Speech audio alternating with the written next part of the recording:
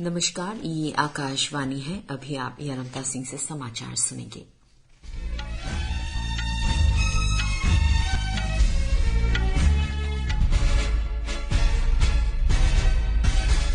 पहले मुख्य समाचार।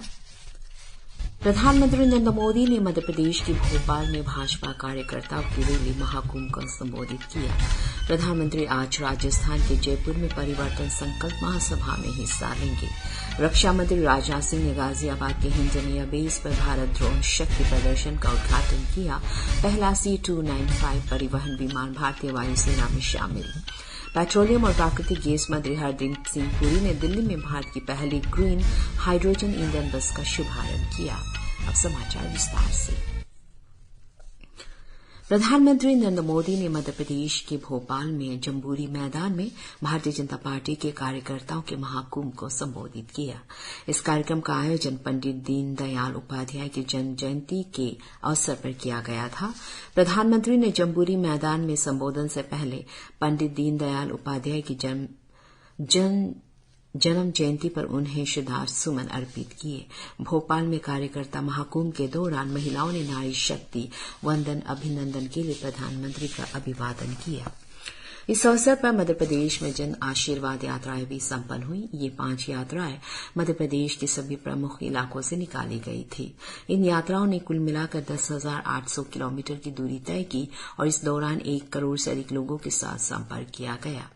इन यात्राओं के साथ मध्य प्रदेश के मन में मोदी नामक सदस्यता अभियान चलाया गया, जिसमें 25 लाख से अधिक नए सदस्य पंजीकृत किए गए। प्रधानमंत्री नरेंद्र मोदी ने कहा है कि कांग्रेस को शहरी नक्सलवाद चला रहे हैं।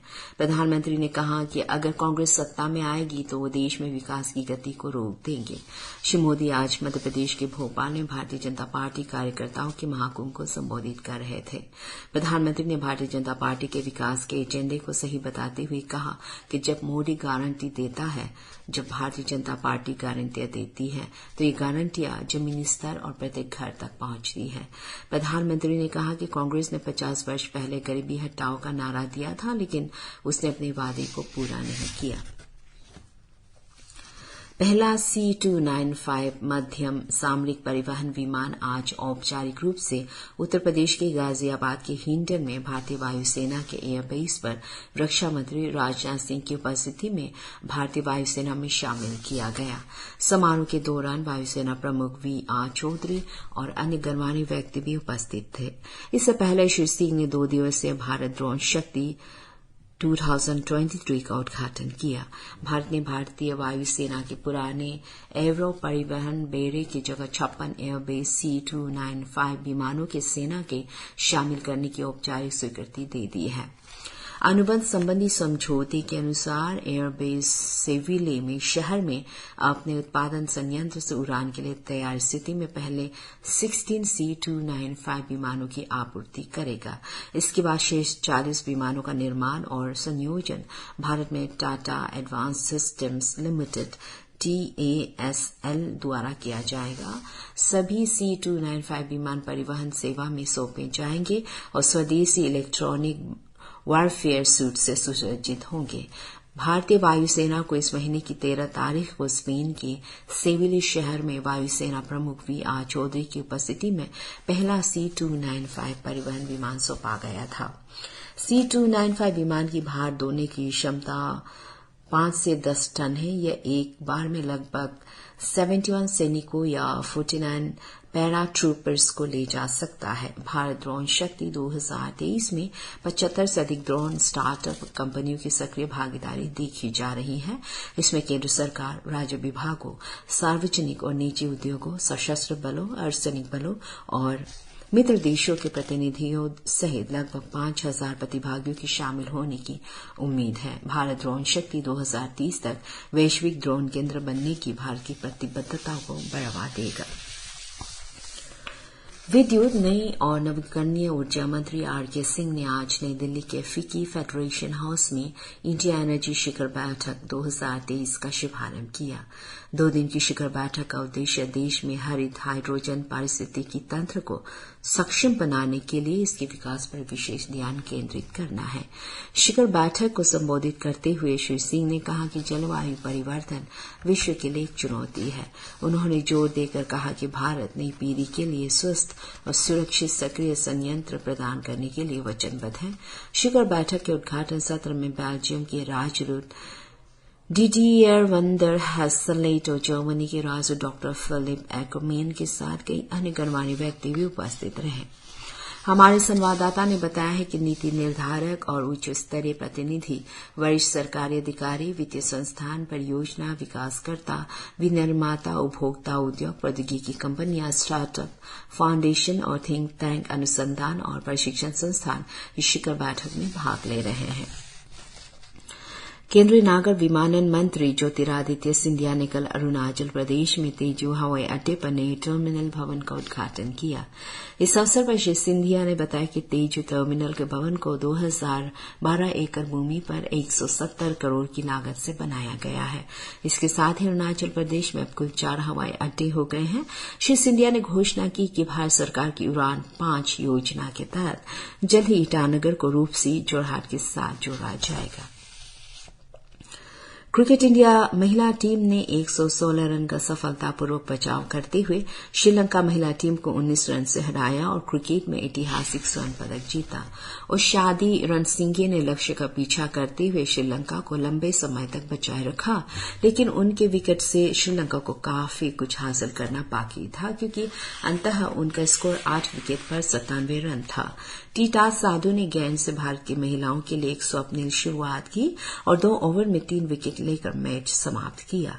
राजेश्वरी गायकवाड़ ने परेरा के विकेट के माध्यम से भारत को बहुत जरूरी सफलता दिलाई, लेकिन काम पूरा हो गया। आखिरी 5 ओवरों में भारत ने अपना शिकंजा कस लिया और भारत के लिए क्रिकेट में पहला स्वर्ण पदक जीत लिया। अब तक भारत ने चीन के हांगझू में एशियाई खेलों में 11 पदक, 2 स्वर्ण, 3 रजत और 6 कांस्य हासिल कर लिए हैं। भारतीय टिकरी रुद्राक्ष पाटिल, दिव्यांग पंगवार और ऐश्वर्य तोमर ने आज पुरुषों की 10 मीटर एयर राइफल स्पर्धा में स्वर्ण पदक जीता। भारत की पुरुषों की क्वाड्रपल स्कूल टीम और रोइंग में पुरुषों की 4 टीम ने कांस्य पदक जीता, जबकि ऐश्वर्य थोमर ने पुरुषों की 10 मीटर एयर राइफल व्यक्तिगत स्पर्धा में कांस्य पदक जीता। 25 मीटर रेबेट 5 पिस्टल टीम स्पर्धा में अनीश भानवाला, विजयवीर सिद्धू और आदर सिंह की भारतीय टीम ने कांस्य पदक जीता। कल भारत ने शूटिंग में अपना पहला पदक जीता, जब प्रमिता जिंदल, मेहुली घोष और आशी चौकसी की टिकरी ने महिलाओं की 10 मीटर एयर राइफल स्पर्धा में रजत पदक अर्जित किया। पहले पदक के तुरंत बाद भारतीय जोड़ी अर्जुन लाल जाट और अरविंद सिंह ने रोइंग अनुशासन में पुरुषों के लाइट वेट डबल स्किल्स में रजत पदक जीता। रोइंग ने भारत को और पदक दिलाए, जिसमें पुरुषों की 8 टीम ने एक और रजत पदक जीता, जबकि बाबूलाल यादव और लेखराम ने पुरुषों की जोड़ी में कांस्य पदक हासिल किया। महिलाओं की 10 मीटर एयर राइफल फाइनल में भारत की रमिता ने कांस्य पदक जीता, जिससे कुल पदकों की संख्या 10 हो गई। पेट्रोलियम और प्राकृतिक गैस मंत्री हरदीप सिंह पुरी ने आज नई दिल्ली में इंडिया गेट से देश की पहली हाइड्रोजन फ्यूल सेल बस को हरी झंडी दिखाई। इस अवसर पर श्री सिंह ने कहा, सरकार हरित वाहनों की नई पीढ़ी लाने के लिए मिशन मोड में काम कर रही है। हरित ऊर्जा की विशेषताओं को उल्लेख करते हुए उन्होंने कहा कि इससे देश के आयात बिल को कम करने में सहायता मिली है। पेट्रोलियम और प्राकृतिक गैस राज्य मंत्री रामेश्वर तेली ने कहा कि ये बसें 2070 तक शून्य कार्बन उत्सर्जन तक पहुंचने के भारत के लक्ष्य की दिशा में एक सकारात्मक कदम है। विदेश मंत्री एस जयशंकर ने न्यूयॉर्क में उच्च स्तरीय संयुक्त राष्ट्र महासभा सत्र के अवसर पर मैक्सिको, बोस्निया और हर्जगोविना और अर्मेनिया के अपने समकक्षों के साथ अलग अलग द्विपक्षीय बैठकें की। एक सोशल मीडिया पोस्ट में उन्होंने कहा कि मैक्सिको के विदेश मामलों की सचिव एलिसिया बरसेना इबाराज से मिलना वास्तव में खुशी की बात थी। बैठक के दौरान दोनों नेताओं ने व्यापार, विज्ञान और प्रौद्योगिकी, शिक्षा, अर्थव्यवस्था और पारंपरिक चिकित्सा पर ध्यान केंद्रित किया। इस दौरान विशेषाधिकार प्राप्त साझेदारी को आगे बढ़ाने पर चर्चा हुई। बहुपक्षवाद में सुधार पर विचारों का आदान प्रदान किया गया। डॉ. जयशंकर ने बोस्निया और हर्जेगोविना के विदेश मंत्री एल्डीन कोनाकोविक से भी मुलाकात की और व्यापार और अर्थव्यवस्था पर बातचीत करते हुए द्विपक्षीय संबंधों को मजबूत करने पर चर्चा की। विदेश मंत्री जयशंकर ने आर्मेनियाई समकक्ष राराद मिर्ज़ोयान से भी मुलाकात की और कॉकस में मौजूदा स्थिति के उनके साझा आकलन की सराहना की। इसी के साथ ही समाचार बुलेटिन समाप्त हुआ। नमस्कार।